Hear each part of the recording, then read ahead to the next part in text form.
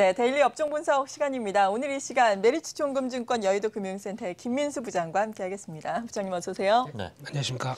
저희가 이 시간 통해서는 좀 시장에서 주로 거론되지 않은 업종도 보면서 투자 네. 포인트들 많이 찾아보고 있는데 오늘 특히 이 제지 업종이에요. 제지 업종. 특히 업황 같은 경우 아마 업종 지수를 보더라도 최근 한 달간 상당히 좀 기상도가 좋지 않은 상황이었거든요. 그렇죠. 전반적으로 시장에 관심을 받지 못했는데 준비하신 특별한 이유가 있으실 것 같아요. 네, 일단 오늘도 어떻게 보면 시장에서 딱 부각받고 시장에서 뭔가 어떤 이슈가 있는 업종이 아니어서 죄송합니다. 예, 하지만은 업종 자체가 그렇다고 하더라도 실적이나 어떤 변화의 요인들은 충분히 있다라는 관점 네. 쪽에서 오늘도 좀 안내를 좀 드려야 되지 않을까 네. 생각이 좀 들고 있는데요. 최근에 이렇게 업황이 안 좋았는지부터 한번 주가라든가요. 네. 네, 그 부분부터 말씀 들어볼까요? 네, 가장 큰 이유로 제지 업종만 검색하시면 제일 먼저 나오는 게 담합 얘기일 겁니다. 아, 그렇죠. 네. 예. 일단 최근에 나왔던 얘기 중에 하나가 이 6월 달이었는데요.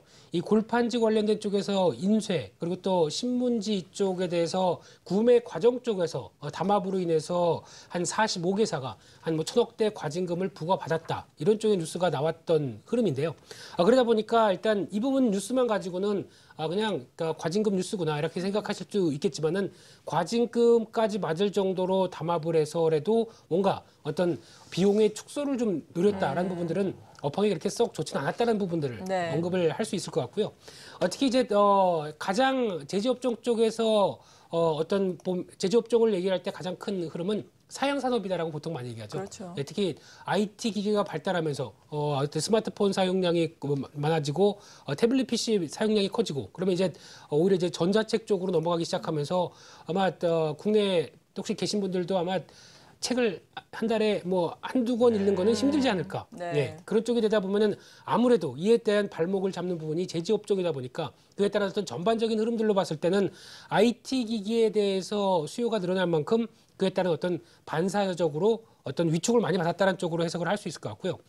그러다 보니까 업황에 대한 어떤 불확실성 그리고 위축이 들어오다 보니까 한 2, 3년 동안 업체 쪽에서는 이제 자발적인 구조 조정을 하기 시작을 했습니다. 예, 그런 상황 쪽에서 흐름을 보게 되면 인쇄용지 같은 경우도 시설의 일부를 어떤 다른 쪽으로 돌리는 쪽, 그러니까 즉 산업용 인쇄용지나 특수지 그리고 포장지 이쪽으로 바꾸기 시작하면서 어떤 좀 다양화를 꿈꾸기 시작했고요. 그러다 보면은 지종이 다양화하게 되면은 그에 따라서 나올 수 있는 어떤 경쟁 강도도 좀 완화가 되고 거기다가 수익성도 좀 좋아지면서 상대적으로 국내 과잉한 부분들을 수출로 좀 돌릴 수 있는 그런 여러 가지 여건들을 마련하면서 돌파구를 찾았던 흐름들이고요.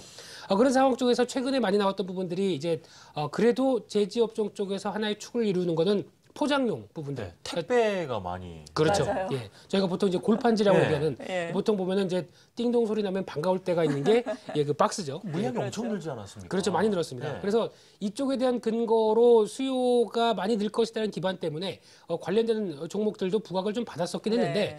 막상 뚜껑을 열어놓다 보니까 일단 경쟁도 많이 심화가 됐고요. 거기다가 어떤 비용 관리가 많이 실패한 모습들이 나오다 보니까 실적 자체가 관련된 업체들이 그렇게 들쭉날쭉한 모습들을 보이다 보니까 네. 이런 부분들도 어떻게 보면은 좀 악재로 작용하지 않았나 생각이 드는 네, 것입니다. 택배고 네. 상자들 뭐 골판지 사용량은 많이 늘었는데 제값을 결국 받지를 못했군요. 그렇죠. 경쟁 그럴 수 심화되면서. 있겠네요. 네, 네. 그렇습니다. 예. 이렇게 골판지 업계에 대해서 자세하게 들어봤는데 그래도 뭐 구체적으로 우리가 따져본다면은 네. 뭐 긍정적인 변화도 있을 것 같고 네. 뭐 이면에 부정적인 변화도 있을 것 같은데 긍정적인 요인 먼저 어떤 것들이 있는지 알아볼까요? 자체적인 구조 조정을 겪었다고 네. 하니까. 그렇죠. 예. 이제 가장 핵심적인 부분들이 그 부분이 아닌가 싶습니다. 이제 구조 조정을 겪다 보면은 항상 이제 업체들이 하는 쪽은 일단 생존 경쟁이죠. 그러다 보니까 어떤 수익을 내야겠다는 관점 쪽에서 여러 가지 변화가 좀 많이 들어왔다라고 볼 수 있는 부분들인데 네. 특히 이제 제조업종 같은 경우도 손에 꼽는 대규모 장치 산업이죠. 그러다 보니까 제지 관련된 어떤 라인들을 쭉 설치를 해놓게 되면은 그에 따라서 나올 수 있는 장치 산업의 특성상 다른 업체들이 들어와서 새롭게 제조업종으로 들어올 수 없는 그런 어떤 벽도 존재한다는 게 이제 네. 사실이 아닐까 생각되고 있고요. 그러다 보니까 이 안쪽에서의 어떤 수익성을 추구하는 여러 가지 변화들이 나타나고 있는데 그중에서 어떤 제지업종의 비용 측면을 먼저 보시게 되면은 일단 가장 먼저 수입하게 되는 펄프 가격에 대해서 펄프에 대해서 가장 비용이 많이 어떤 책정이 된다라고 볼 수 있을 것 같은데 네. 보통 이제 제지 원가에서 펄프가 차지하는 비중이 한 50% 된다고 얘기를 합니다. 상당하네요. 네, 예. 그런 상황 쪽에서 이 펄프의 가격에 따라서 어떻게 보면 비용이 바뀌고 그에 따라서 수익성이 바뀔 수 있는 구조인데 상당히 우호적으로 바뀌어 있습니다. 특히 작년에도 원자재 가격대는 하락세를 보였지만 올해까지도 여전히 원자재 가격대가 하락세가 계속 하향 안정화가 되어 있는 상황 쪽에서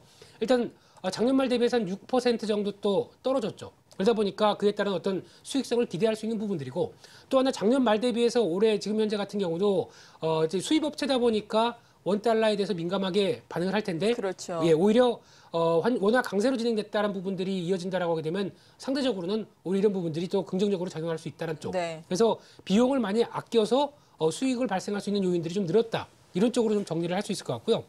또 하나 이제 수요 같은 경우도 앞서서 말씀드렸듯이 IT 기기 쪽에서 많이 언급을 좀 드렸었는데 일단 그래도 디지털 기기가 어떤 대체할 수 없는 영역이 존재하기 시작합니다. 그러다 보니까 오히려 우려와는 다르게 지금 이제 재지 출하량이 전년도 대비해서 2% 늘어나는 흐름들을 보여주고 있는 게 이런 전반적인 흐름들도 그래도 우려 대비해서는 낮다라는 관점들이 나오기 시작하는 부분들이고요. 거기다가 이제 또 분석한 결과는 이제 GDP, 그러니까 국내 총생산에서 성장 수준과 비교해서 어떤 생산량과 판매량이 다 증가하는 게 제지업종의 특징이다라는 쪽을 봤었을 때 상대적으로 그렇게 되면은 책을 많이 읽어야 되는데요.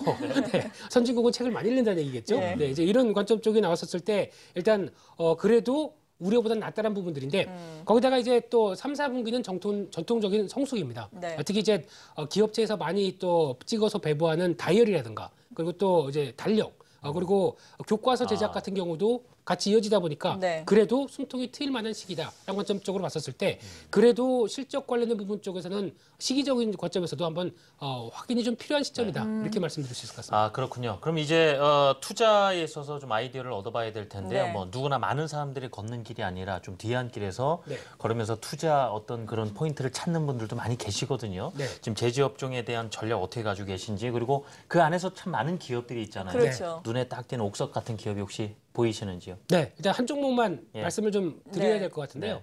일단 제조업종 전반적으로는 일단 실적 관련돼서 차별화된 차별화된 종목들이 오히려 부각을 받을 것이다라는 쪽으로 언급을 좀 드릴 수 있을 것 같고요.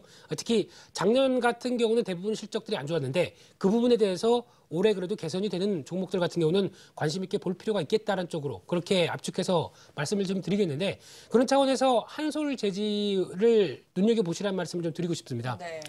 한솔제지는 작년이었죠. 작년에 한솔제지의 인적 분할을 하면서 어떤 지주회사가 이렇게 좀 분할이 좀 이어진 상황들이고 거기다가 잘 아시는 것처럼 인쇄용지와 산업용지 쪽에서는 국내 기준에서는 생산량 1위를 갖고 있는 회사죠. 예, 그런 차원에서 이제 8월 초에 유상증자를 완료했습니다. 특히 이 유상증자를 통해서 경쟁률도 상당히 좀 셌다고 얘기를 하고 있고요. 네. 그런 차원에서 유입된 한 685억 정도를 이제 그동안 한 10월 달에 이어질 공모 사채에 대해서 부채를 좀 상환할 계획이다라는 쪽으로 언급을 했고요. 그러면 이제 부채 비율이 많이 한솔제지를 보면서 나타났던 부담 요인들, 즉 부채율이 한 300%가 넘는 모습들 쪽에서 한 240%까지는 떨어질 수 있겠다라는 쪽으로 접근이 가능한 상황인 것 같고요. 거기다 이제 실적에 대한 부분들이 상당히 좀 좋아지는 모습들이 확인이 드러납니다.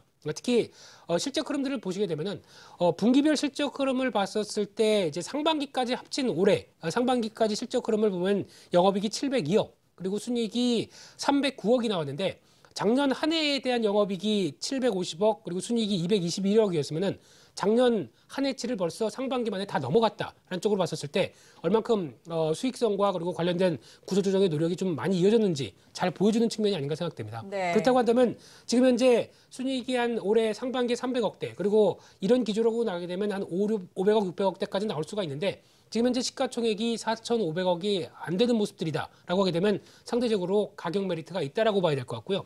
거기다가 지금 주당 순자산이 21,600원 정도밖에 안 하면은 지금 가격대입니다. 네. 그러다 보면은 일단 실적에 대한 변화들도 아직 반영이 안 됐다는 관점에서 봤었을 때 조금 더 관심이 좀 필요한 모습들이 아닌가 생각이 좀 들고 있고요. 그런 차원에서 봤었을 때 지금 가격대 부분 정도면은 큰 무리 없겠다는 차원에서 말씀을 좀 드리고 싶고요. 그리고 특히 목표가 같은 경우는 실적 흐름들이 반영이 돼서 움직인다라고 하게 되면 1차로는 한 24,000원대 그리고 한 26,000원대까지는 볼 수 있지 않을까 싶고요.